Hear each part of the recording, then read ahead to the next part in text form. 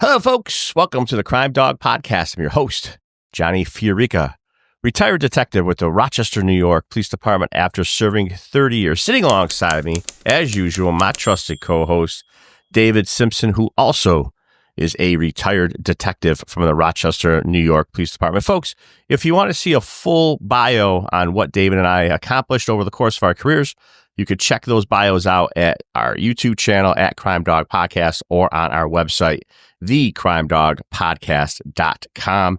While you're there, check out our cool merch store. David, welcome to the podcast today, brother. Morning, Johnny. Morning. David, usually our podcasts are lighthearted, a little bit of sarcasm, a little bit of funny, a little bit of seriousness. Unfortunately, today is one of those podcasts that we're reporting on that is an unfortunate incident. And it's disgusting. It's totally disgusting. I don't know which way or what adjective to use to describe it. There is an investigation going on by the New York State troopers where a 24-year-old transgender, Sam Nordquist, was murdered in the town of Canandaigua, New York. And for those listening in upstate New York, you know where Canandaigua, New York is. For those around the country that listen to us, it is a cool lake town where we all go in the summertime. People obviously live there all year round, but it's a beautiful piece of land in the Finger Lakes. David, Sam Nordquist was murdered brutally, and I don't even know where to begin with this one, man. Yeah, I mean, I worked homicide for 4 or 5 years, and I've never heard of a kidnapping torture case quite like this. It's actually, I have a lot of questions, but I think the big one that's come up on social media and that people are really focusing on is the victim being a trans individual and them kind of going immediately to the fact that this must be violence against trans individuals. And I think, as I've always said in investigations, you let the evidence take you where it's going to go. You don't have presumptions based on these initial qualifying things. You don't form hypotheses too strongly because they can be the wrong assumptions.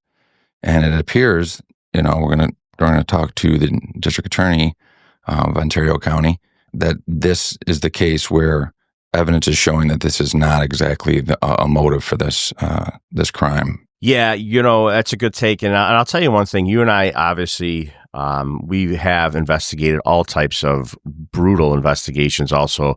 But, just looking at our brothers and sisters with the New York State troopers on mainstream media when they're getting interviewed, you could just tell by the looks on their faces that this is a bad one. We have the ability, obviously, to deduce that because we have been involved in so many shootings, stabbings, beatings, murders, you name it, we've investigated it. But this one's a bad one. So basically the case details are 5 people have been charged subjecting Sam Nordquist, who again is from Minnesota. It's called repeated acts of violence and torture before murdering him. The allegations come after human remains believed to be those of Sam were found in a field in Canandaigua, New York. Originally from Oakdale, Minnesota, Nordquist traveled to New York in September to meet his online girlfriend. Sam purchased a round-trip plane ticket, was supposed to return to Minnesota back in October. Sam's family, had not heard from him since January, and the last time he was seen was in early February. Like I said, the New York State troopers and the Ontario County District Attorney's Office, they've identified 5 suspects. We usually don't name them because we don't like to give any kind of validity to these savages, but they determined that there was a disturbing pattern of abuse that ultimately resulted in Sam's death. Folks, joining us right now is the Ontario County, New York District Attorney, Jim Ritz. Jim, welcome to the Crime Dawg podcast, my friend. Good morning. Thanks for having me, guys. Jim, thanks for joining us. We know you have a busy schedule. This case, we talked about it off camera yesterday a little bit. This is truly one of the ones that I think that communities, when they see things like this, it has a devastating impact on the communities that people live in. Absolutely. This is one of those things it shakes everything to the core, right? The foundation, the trust in what we do. And in this case, impacts on different communities as well. You got the general community in Ontario County, and then you have the LGBTQ plus community that are deeply impacted by what happened to Sam. Yeah, and we know based on doing investigations and sometimes the high profile ones that David and I investigated over the years, the Rochester Police Department was kind of thrust into the limelight and was pushed by the community. Hey, give us the details, give us the details, give us the details. And those cases are difficult to investigate when they become a high profile case. We definitely won't put you in that position, but if you can, is there anything that you can add to the investigation relative to what you heard David and I discussing? Yeah, certainly. You guys touched on the fact the state police have been investigating this in conjunction. Our office has been involved clearly from jump. It started with just interviews of a couple of children, and then led ultimately to the discovery of Sam's body down on Payne Road in Benton, just over into the Yates County line.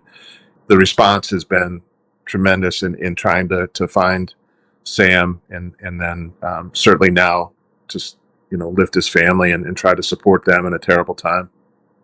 So as a point of clarification, Jim, I just had a question for you regarding locating Sam. So which came first? Was the family calling the state troopers or the Ontario County Sheriff's Department? Did they file a missing person first, and then you guys started investigating and kind of looking into it? Or did somebody come across the body in the field? I'm unsure of that.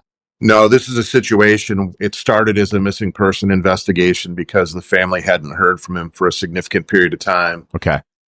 It says, this is something that has been in local media, and it actually has made national media that, again, whatever you're comfortable in getting into, but it says that Sam was subjected, according, I'm assuming, to the autopsy, ongoing physical abuse prior to you guys discovering him.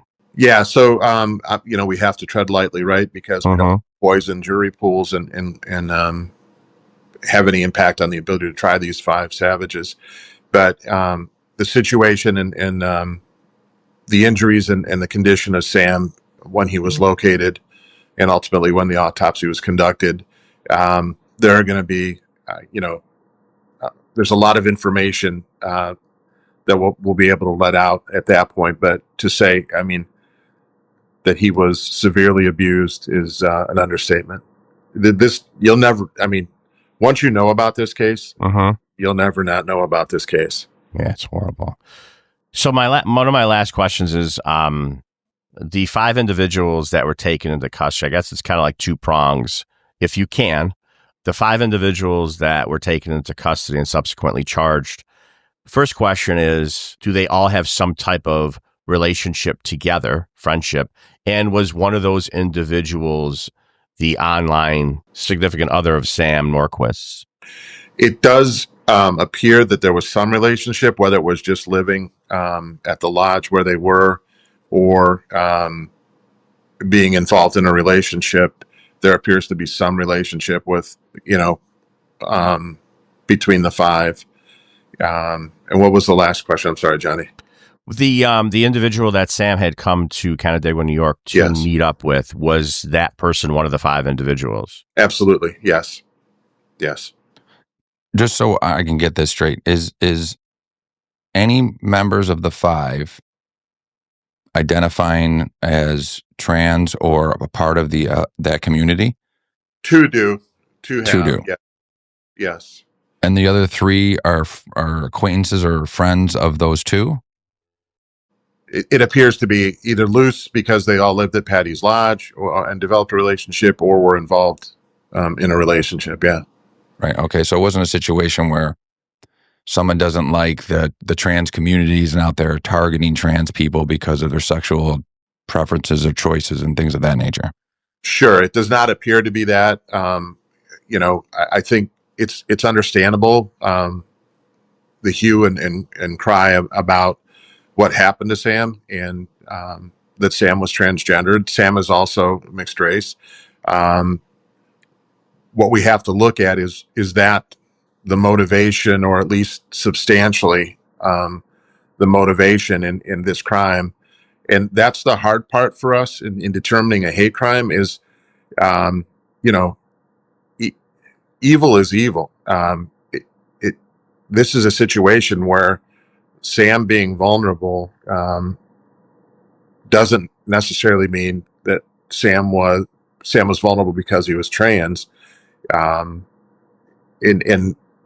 it's looking at those other motivations. And I think as time passes and as we start discussing this more in hearings and you know, as the discovery process goes on and more information is available, you'll see the difficulty in tying this just to being because Sam was trans, or that that's why he was attacked. And it makes it difficult, right? I understand, and we don't want, you know, the LGBTQ plus community to think that we don't care, that we wouldn't prosecute it as a hate crime. It's that ability to narrow it down, that this is why it happened. And sometimes there's evil so pervasive among us that it's just evil. It's not evil because, and that's where we're trying to balance that. We've been in contact with you know, a lot of folks as we're working on this, as we're talking about it, as we're having communication.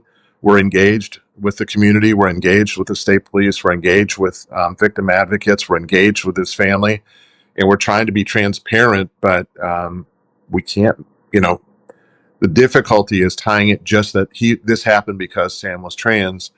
We're not going to be able to necessarily do that. Well, I always find that that's one of the things, especially in homicide investigations, I always focus, and this is just me, but I always focus on the who, what, where, when.